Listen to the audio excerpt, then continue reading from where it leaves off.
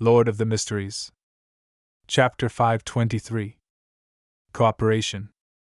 By the time he left 47 Blackhorn Street, Klein had figured out Went's general situation. He had disguised himself as a police officer and learned from Went's neighbors.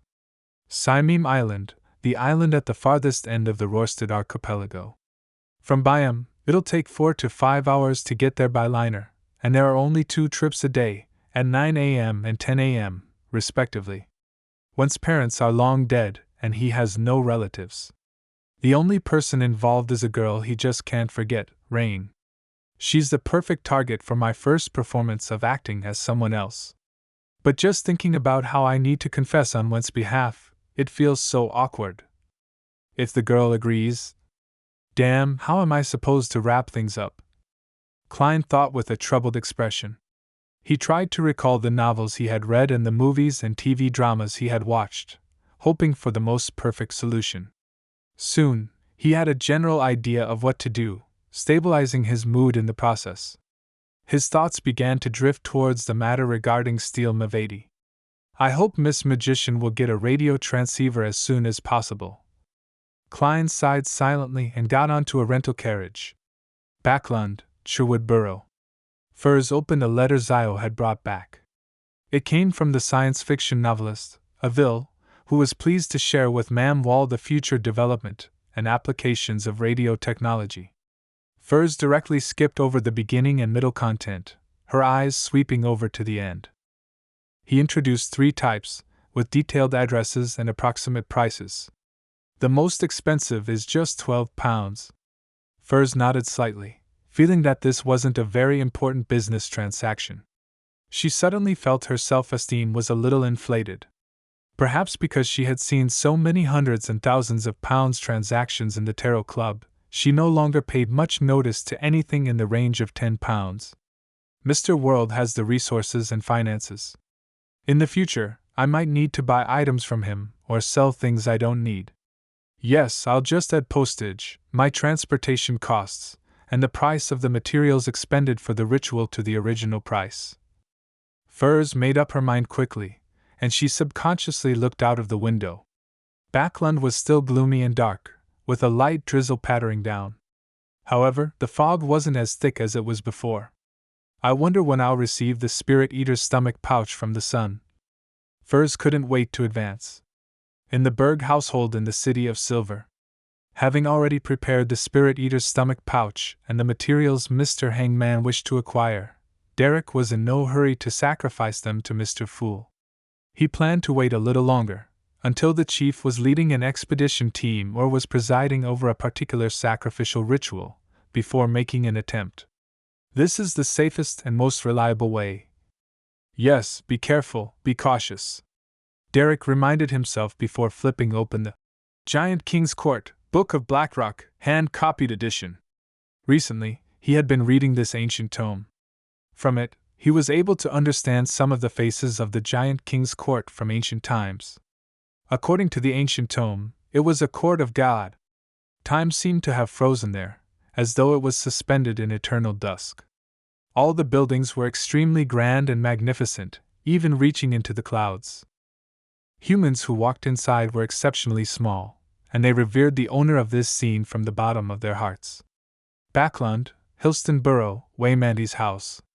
After listening to an explanation, Emlyn White combed his hair with his hand and intentionally asked, Lord Baron, I forgot where I heard it from, but there was a very famous city named the City of Silver during the Second Epoch or in the early half of the Third Epoch. Waymandy was a vampire baron whose age exceeded 200 years. He didn't look old, and he instead looked like a mature gentleman in his early 30s. His black hair was neatly combed back, and he was wearing a dark red cotton shirt with a brown pipe in his hand. As he enjoyed the warmth of the fireplace, he said thoughtfully, No, at least in my memory, there's no City of Silver before the cataclysm. Before Emlyn could even revel in his joy, Waymandy went on to say to himself, But there was a kingdom of silver which was originally ruled by the Giant King's Court and later came under its jurisdiction. Kingdom of Silver? Emlyn White thought for a while and said, Lord Baron, is there anything more specific? Waymandy looked up at him, smiled, and said reminiscently, "The Kingdom of Silver had a rather special position in the Giant King's court.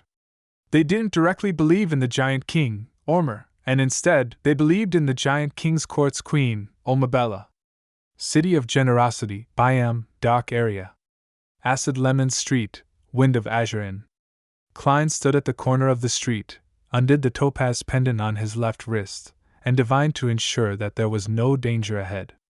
With that in mind, he strolled back to the inn, went up to the third floor, and opened the door of the luxurious suite. He was slightly surprised to find Blazing Danitz already back, slumped in his reclining chair, drinking. After a moment of consideration, Klein calmly asked, "What time is it? Isn't there a clock?" Danitz muttered. He looked at the wall opposite him and read out the time. 3:40 p.m. Before he finished his sentence, Danitz suddenly came to his senses, sat up straight, and laughed dryly. "I've already gone to the places I can get information from and asked the people I can ask. There's no need to stay outside any longer. It will increase the risk of exposure and affect your hunting plan." Klein found a chair and sat down, and he expressionlessly said, "Tell me what happened. What problems could there be? Although I'm mainly an adventurer who hunts treasure, I'm also a qualified part-time pirate." Danitz felt that his abilities had been insulted. After being swept by Gehrman Sparrow with a cold glance, he smiled and gave a brief overview of the places he went, the people he met, and the news he had heard from the morning and afternoon. Hearing Danitz sigh that a captain of a ghost ship named Alger knew about Bansi Harbor, Klein suddenly wanted to frown. With Mr. Hangman's relationship with the Church of Storms, even before I controlled the world and actively mentioned it, he didn't know about the anomaly at Bansi Harbor, so how could this Alger have known? Is he some powerhouse of higher standing in the Church of Storms who's disguised as a pirate, or someone who has some sort of relationship with the heretics in Bansi Harbor? Mr. Hangman has been active in the surrounding seas, so there's a possibility that it's him. Klein's heart stirred as he recalled the characteristics of the Hanged Man. Above the gray fog, although he couldn't clearly see the other members' appearances, it was still obvious as to whether they were men or women, and what their hair color was. Klein raised his hand to stop Danitz from speaking. He said in a low voice, "Very messy hair, dark blue in color? You know him? That guy isn't simple." Danitz sighed. "As expected. Heh, I really didn't expect to meet him so easily." Klein didn't respond. Instead, he leaned forward and said, "Continue." Without thinking too much into it, Danitz gave a general description of what happened afterward and explained himself.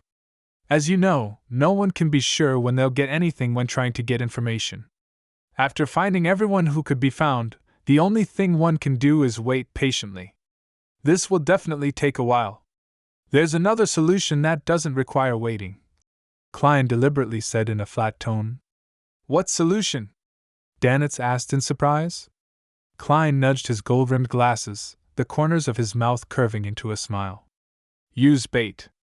"Bait?" Danitz looked at him, momentarily puzzled. In just a second, he had come to his senses. Only he could be the bait. As for fishing for the enemy, no one cared if the bait was actually swallowed or not. One only cared if the prey could be pulled out.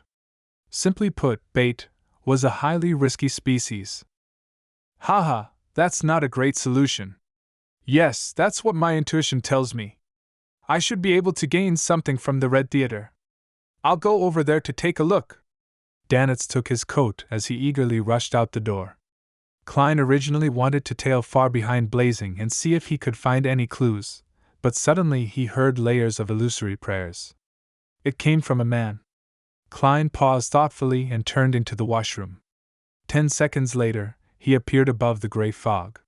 He saw the crimson star that represented the Hanged Man constantly burgeoning and shrinking. As expected, Klein sat down, leaned back in his chair, and emanated his spirituality. The voice of the Hanged Man became clearer.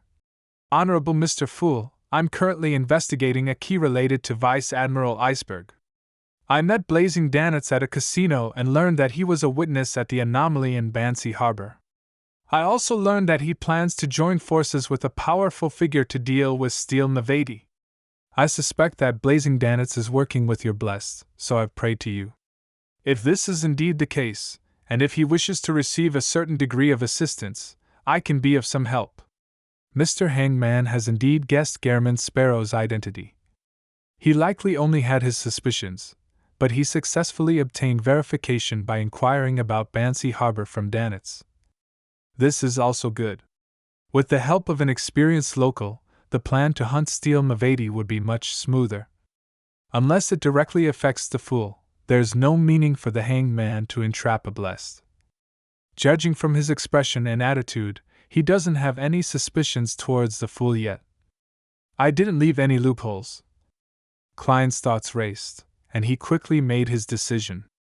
After making a divination, he conjured the world and covered the dummy with fog. He placed him in a praying stance and answered solemnly, "Honorable Mr. Fool, I am in need of some assistance." After finishing this scene, Klein threw the voice along with the scene into the crimson star symbolizing the hanged man.